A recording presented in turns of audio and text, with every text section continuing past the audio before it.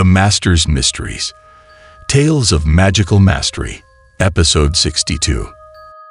I didn't expect that all of you were killed by the Liaodong three demons. In the small forest by the swamp, a figure was emitting an angry growl. It was the fourth member of the Bibao gang.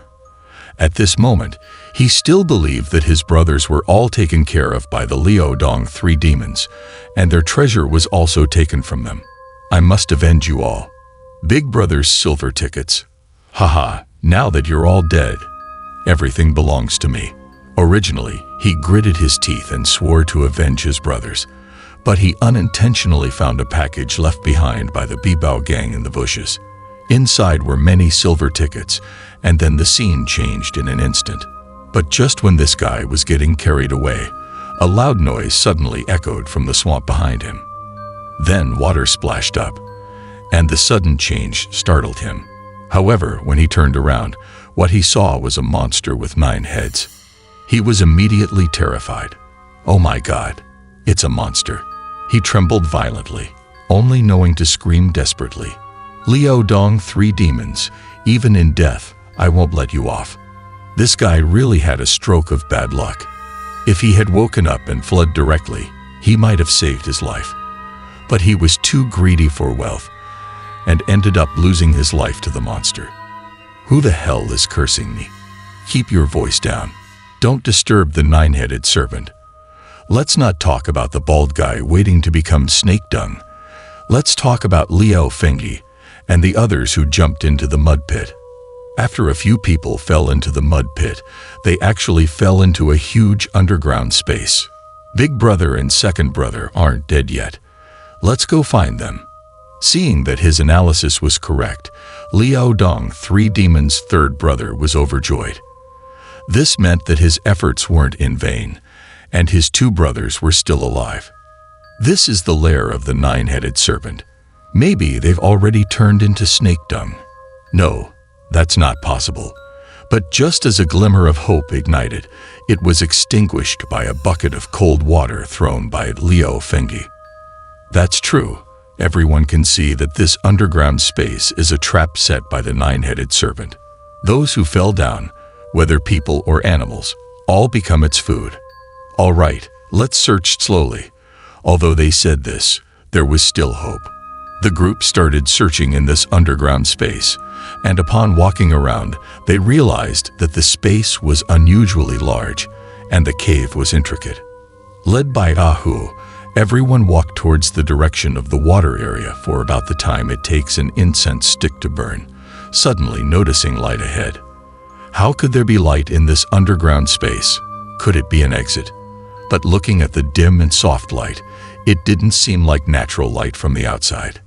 As everyone cautiously emerged from that cave, they were left speechless by the sight before them. Ahead was a vast space, partly natural and partly artificial, spanning over 100 square meters. The walls of the cave emitted a faint glow, seemingly made from an unknown material. The architecture here resembled a grand hall. Furthermore, right in the center of this hall stood a massive artificial door. Above the doorframe was an enormous stone carving depicting a giant python, its head lowered as it surveyed everything within the hall. So that's how it is. No wonder the 9-headed serpent wouldn't leave this place. Just as everyone was struck speechless by the immense underground structure before them, Black Fox spoke up. This should be the temple of the ancient dragon clan. Black Fox, having cultivated in the Changbai Mountains for hundreds of years, was well versed in various local legends. He quickly understood the situation. Black Fox explained that it was said in ancient times on the Kunlun Mountains in the western regions, there were divine beings with human heads and serpent bodies. Figures like the legendary Nuwa and Fuxi were part of these divine beings, ancient gods who brought change and creation to humanity. However, for some unknown reason, a 2-headed snake emerged among these divine beings, causing a great disturbance among them. It was considered an ill omen, and it was subsequently banished from the Kunlun Mountains. Yet, being a divine snake, it observed the world closely and eventually settled on the Changbai Mountains, where it found enlightenment. It's said that this 2-headed snake later achieved human form, becoming a male and a female with human heads and serpent bodies. The male had a robust physique, while the female was incredibly beautiful. They eventually became a couple. Some might argue that they should be siblings. How could they form a couple? But let's not take this matter too seriously. Legend also has it that Nuwa and Fuxi were siblings who later became a couple, and that led to the creation of all things in the world. Legends are legends, and they shouldn't be deeply scrutinized. According to the legend, these two snake gods performed many miracles on the Changbai Mountains, benefiting the local people. They were worshipped by countless ancient ancestors and became deities of the region.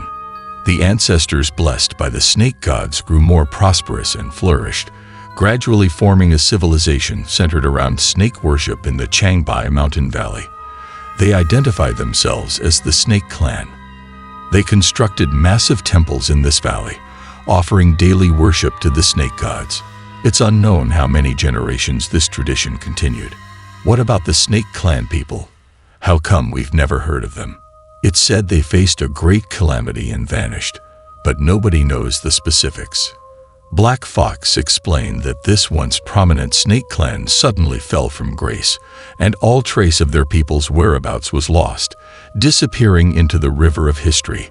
Let's go inside and take a look. Perhaps we'll find out.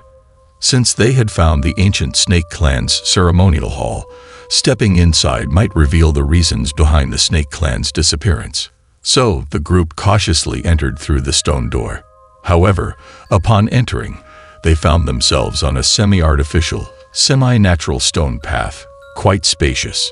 Just after turning a corner, they noticed two figures ahead moving around. Unsure if they were friend or foe, Liao Fenghe quickly halted everyone and concealed themselves against the stone wall. Let's go. Let's find out. Gazing ahead, they saw the two they were searching for, Dasha and Ursha. The two were lifting a fat pig and throwing it onto a pile of animal corpses. It's my big brother and second brother. Seeing their own brothers, Sanche was immediately delighted, about to shout at them. Wait, the nine-headed serpent is coming back. But Black Fox intercepted, sensing danger approaching. They decided to hide and observe for now. He's back. Let's go. We'll deal with him. Upon seeing that the nine-headed serpent had indeed returned, even Dasha and Ursha, who were previously focused on their own task, realized it. They straightened their clothes and with gritted teeth headed towards another cave. You must give it your all. Don't worry, big brother. All right. We're united, brothers. Listening to their conversation, they seemed to be planning to confront the terrifying nine-headed serpent head-on. Go save my big brother. Why are these two acting so bravely? Are they really strong? Liao Fenghe and Chou Dai, who knew about the demeanor of the three demons, found it rather odd. However, because Black Fox wasn't familiar with them, he unexpectedly felt a hint of respect towards the two men. Without further ado, everyone quietly followed and entered the cave. Indeed, just after rounding a corner, they heard the sounds of a fierce battle, fists hitting flesh, and even the unfamiliar sound of someone groaning in pain. Now this certainly challenged Liao Fenghe and the three demons' understanding. Approaching a bit closer, they saw shadows projected on the cave wall. Dasha and Ursha were indeed fighting someone, but the person being beaten seemed to be quite comfortable. Big brother, second brother, just like me, you're both heroic men of valor. At this point, Sanche couldn't wait any longer. How could he stand by and watch his brothers fighting monsters while he did nothing? Big brother, second brother, I'll lend you a hand. With a shout, he rushed inside. Be careful, don't be reckless. Knowing the terror of the nine-headed serpent, everyone couldn't just let Sanche face danger alone. They followed closely. Big brother, second brother, third brother is here. We brothers will fight together. Sanche was quite impulsive. As soon as he entered the cave, he shouted loudly, boosting the morale of his big brother and second brother. However, when they got a clear view of the battle inside, everyone was dumbfounded. Heavens, how is the force of this blow? Let me give you a good hit. Indeed, Big Shah and Second Shay were fighting a person, but it seemed the one getting beaten was far too comfortable. Third brother, how did you all get in? While everyone barged in, Big Shah and Second Shay were startled, but the person seated on the chair didn't even twitch an eyelid. It was evident he was well aware of everyone's actions. Nice craftsmanship, you can do this too. Give me a massage when we're back. Now the situation was awkward. It seemed that the group probably couldn't help Liu Dong three demons because they indeed lacked this particular skill. You? What audacity! By this time, the person on the stone chair lazily stood up. Several snake-like shadows coiled around his head. This should be the human form taken by the nine-headed serpent. To dare intrude upon my palace, it seems you've had your fill of life. Your scent must be quite pleasing. Moments ago, this person had seemed lazy, but now an intense killing intent emanated from him. Under this aura of killing intent, the entire hall seemed to grow cold. Goosebumps appeared on everyone's skin, indicating the horrifying power of this person. Mouth-watering and delectable, as expected of fiends. However, this differs from person to person. Liu Fengyi was the kind to grow more determined when faced with a stronger opponent. Fiend. Well said.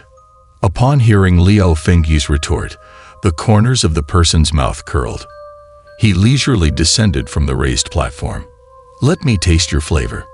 As his words fell, a colossal nine-headed monster suddenly emerged from the floor of the hall. This was indeed the nine-headed serpent from the swamp. As soon as it emerged, it fiercely lunged towards Liu Feng and the others. Seeing this creature for the first time, its appearance was indeed quite intimidating. It seemed like this battle was not to be taken lightly.